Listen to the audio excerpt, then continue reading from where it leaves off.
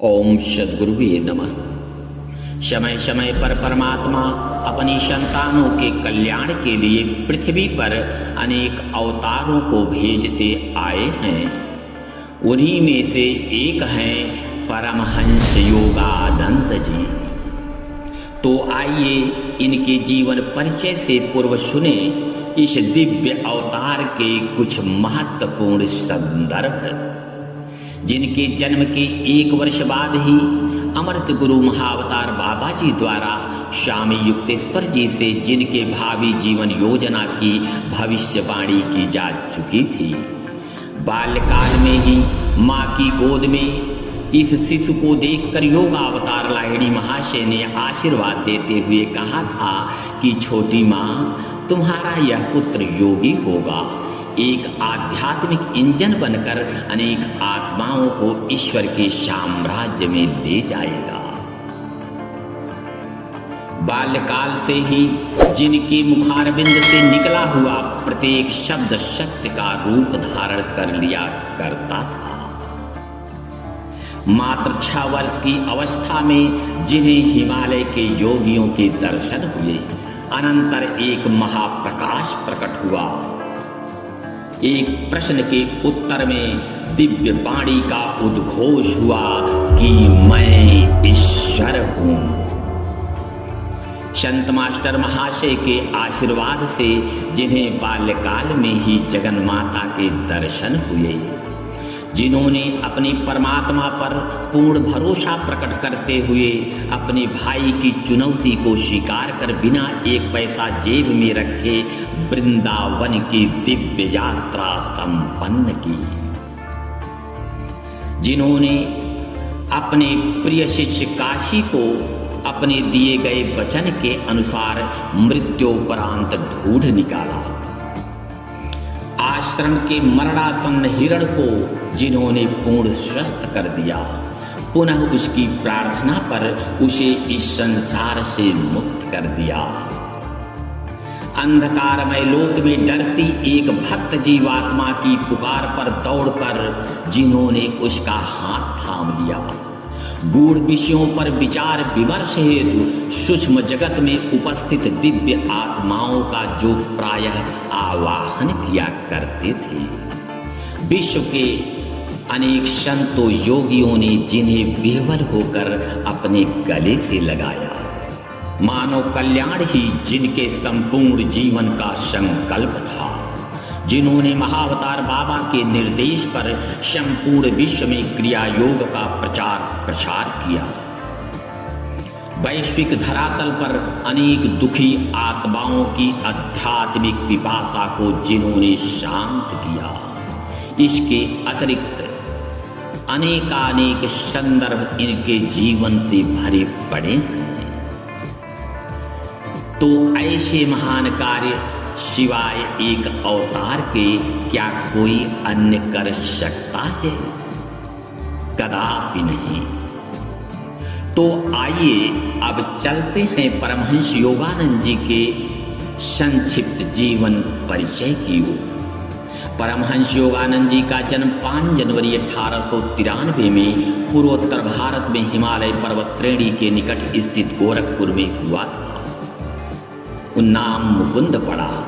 इनका शैशव काल मां ज्ञान प्रभा घोष की ममतामयी आंचल में खेलते हुए एवं पिता श्री भगवती चरण घोष की स्नेह छाया में पलते हुए बीता। इनके माता पिता योगावतार लाहिड़ी महाशय के शिष्य थे। मुकुंद की यही कुछ 11 वर्ष की अवस्था थी कि इनकी ममतामयी मां इन्हें छोड़कर इस संसार से महाप्रयाण कर गई। मुकुंद पर कष्ट का पहाड़ टूट पड़ा। हृदय की पुकार ने स्वर्ग को प्रकंपित कर डाला। अतः बेटे के आंसू को पोंछने के लिए जगत जननी को स्वतः आना ही पड़ा।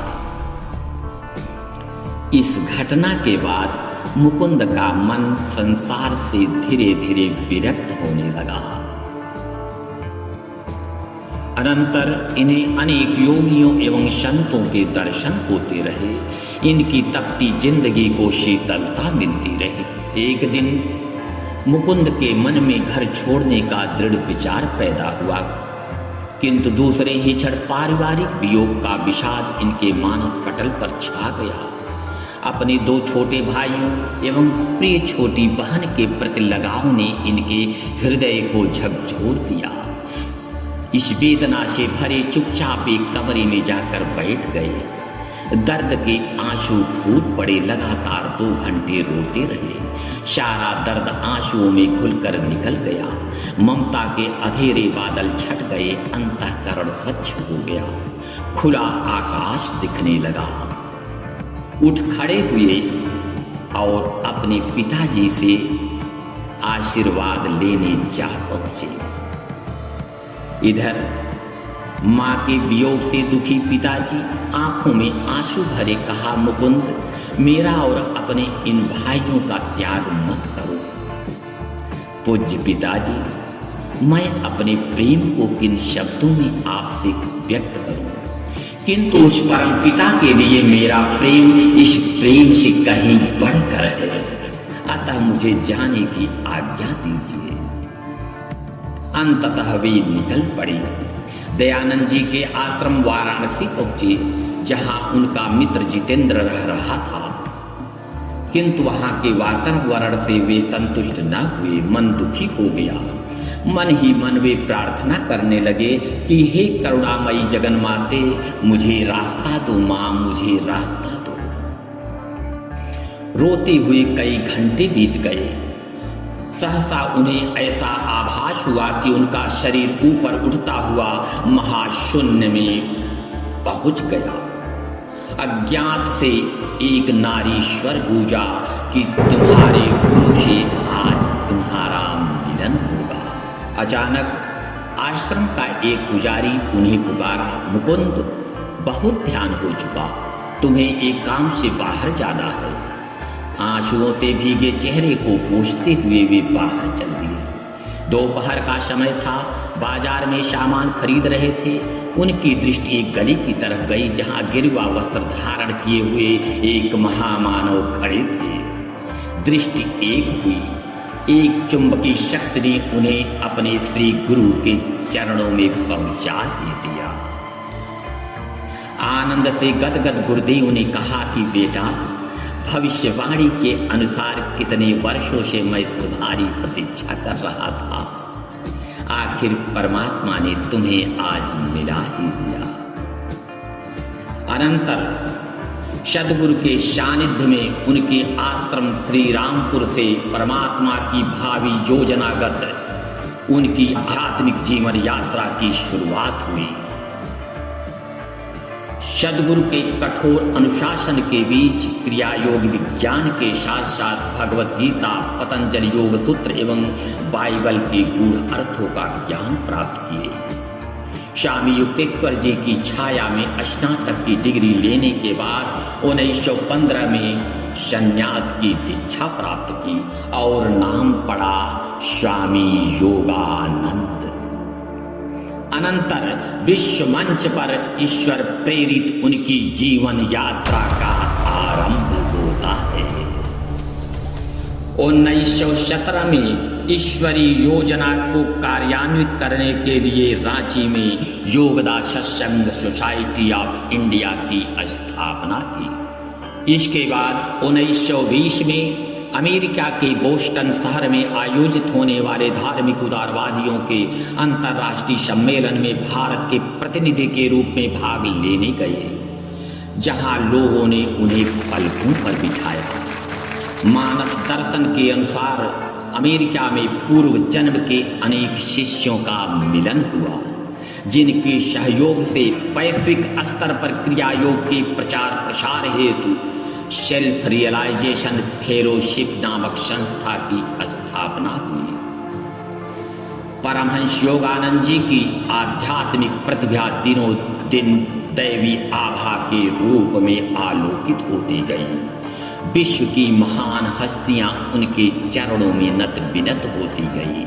1920 से 1930 तक लोगों के कल्याणार्थ बड़ी बड़ी सभाओं में ईश्वर महिमा मंडित व्याख्यान देते रहे, क्रिया योग का प्रचार प्रसार करते रहे।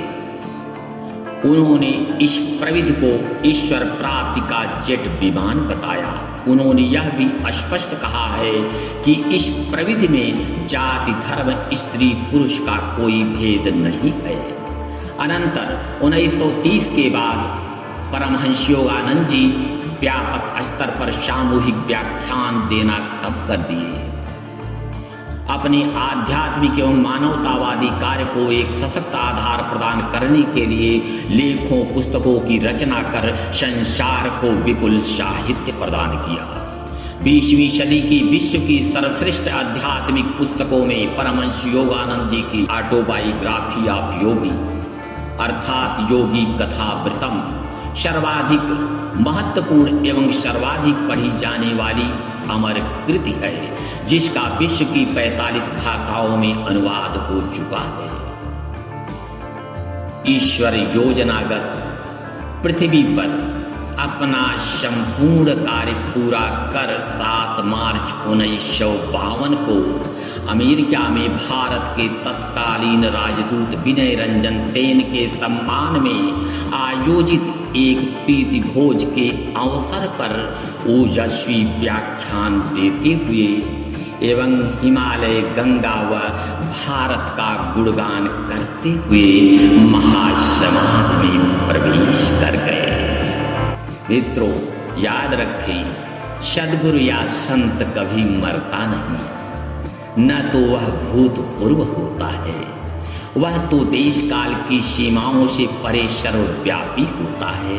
अपनी सर्वव्यापकता के बीच भक्त की एक पुकार पर वह दौड़ा दौड़ा चला आता है।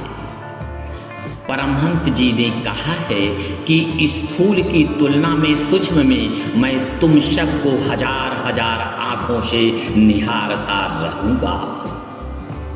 परमहंस जी ने संसार को कितना सुंदर आश्वासन दिया है कि जब भी मेरा कोई बच्चा मुझे पुकारता रहेगा, उसे लेने, उसकी जीवन रूपी नैया को किनारे लगाने के लिए बार बार मैं आता रहूँगा, बार बार मैं आता रहूँगा।